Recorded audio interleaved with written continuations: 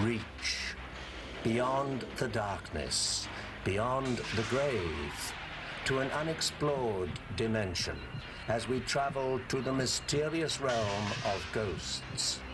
Journey with us into the world of ghost stories. Hello, I'm Patrick Macnee. You know, in childhood, telling ghost stories was a playful way of letting our imagination soar.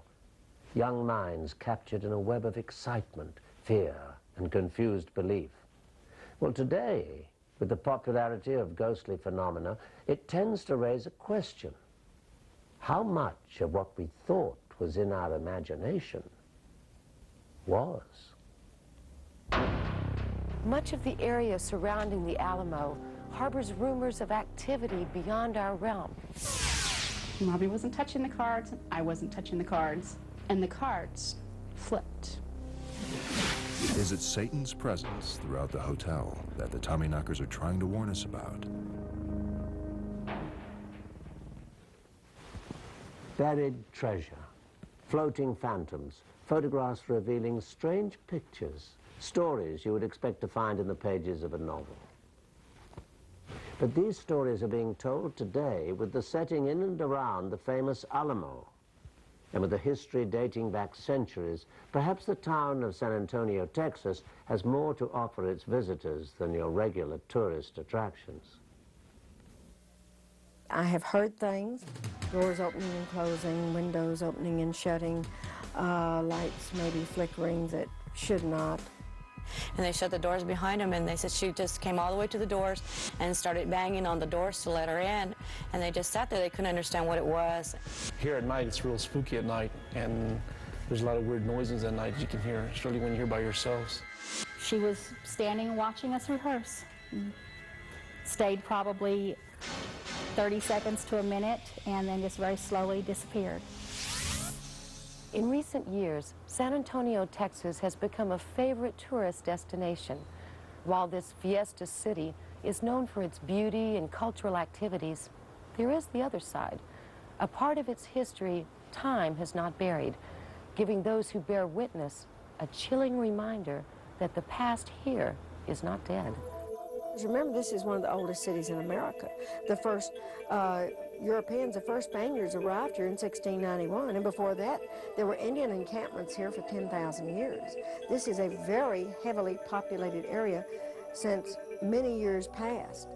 The most famous attraction in San Antonio is the Alamo, standing still as a reminder of the bloody battle between Texas and Mexican troops in 1836. The accounts of the final days at the Alamo remain controversial, but the result, a painful lesson for the hundreds that died. Much of the area surrounding the Alamo harbors rumors of activity beyond our realm. It's as though there's something out there, restless and lost, with a need to find shelter in a familiar place. It came exactly from this spot right here. Nowhere else except this spot right here. Ruben Mendez is an employee of San Antonio's Alamo Dome, a 5-level arena home to major sporting events and concerts. Since its opening, there have been numerous reports of strange ghostly activity occurring in and around the Alamo Dome. It was about at 4:30 in the morning, and we were doing a changeover for one of the basketball configuration setup. And basically what happened, we came from this area, this hallway right here, me and two other fellow co-workers, and we heard this kind of sound.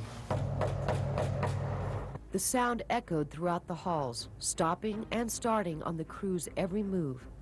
When Ruben approached the window, the loud rapping noise instantly turned into an eerie silence. Psychic Marie Simpson was called in to investigate. I saw the energy or the spirit of a young man who was on the outside of the building that I felt was trying to get in.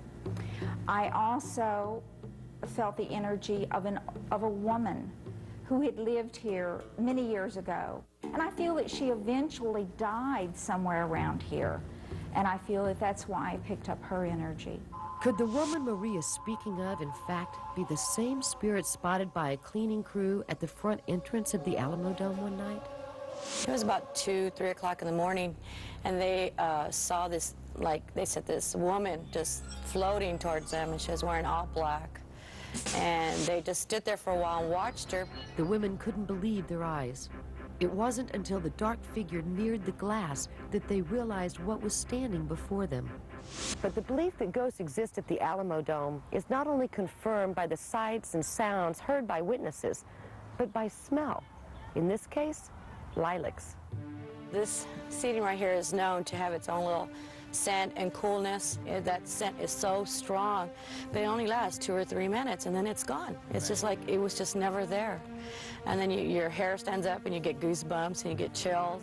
The Alamo Street Restaurant and Theater has also reported ghosts of their own.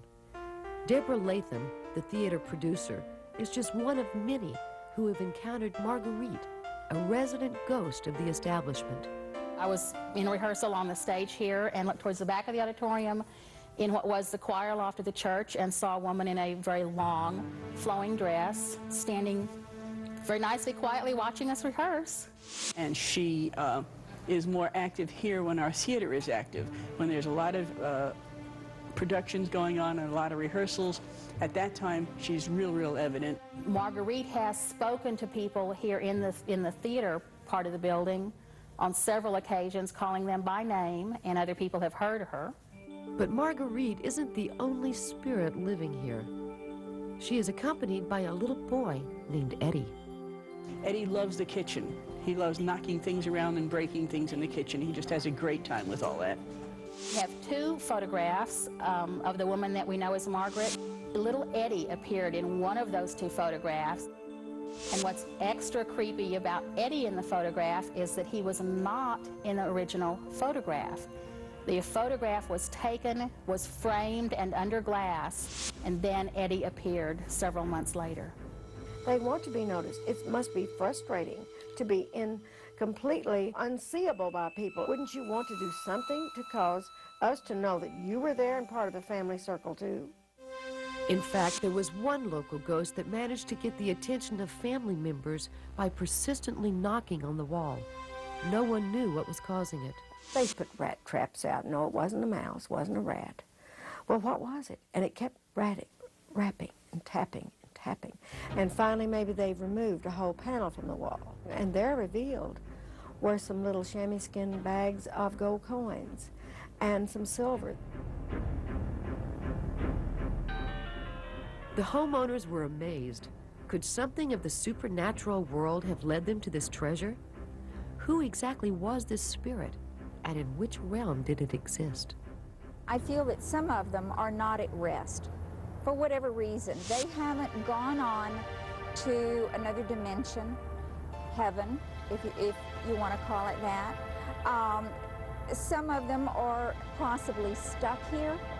Some of them possibly had a very close connection here. The locals claim that many of the ghosts wandering these parts belong to souls who died at the Alamo, and possibly to the widows and children they left behind. Whether or not this is the case, the spirits of San Antonio seem preserved in time, just like the Alamo. Our next story is a tale of the American Indian.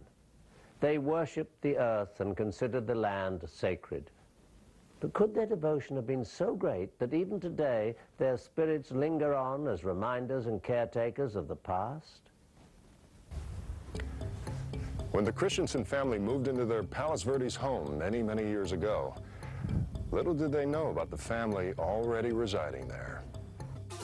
Fred, then only a small boy, told his mother these fantastic stories about little strangers playing with him. Meta dismissed his little tales as an overactive imagination, until one day. The very first thing that happened, that one really gave us the chills, because I had a blue and white old-fashioned vase.